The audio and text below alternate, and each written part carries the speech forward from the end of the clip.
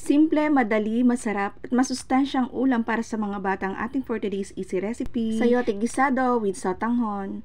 Pag-isa ng bawang at sibuyas, timplahan ito ng patis at igasan ng bahagya, pagkatapos isunod na yung pork giniling. Isang kutsa lamang natin ito hanggang sa mamula-mula at lumabas na yung sarili niyang mantika. At pag okay na, pwede na nating ihulog yung mga gulay o yung ating mga hiniwa-hiwa ng maliliit na sayote.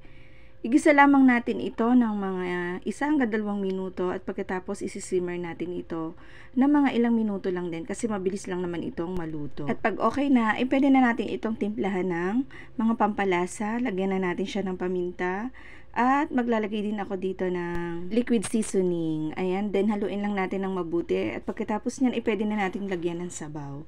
Yung sabaw, ipantay lang natin dun sa gulay. Hindi kailangan ng masyadong masabaw kasi nito. Simmer lang ng konti. At pag okay na, tikman na natin para makapag-adjust tayo ng lasa. Sa tingin nyo matabang, pwede pa kayo mag-add ng patis o ng asin.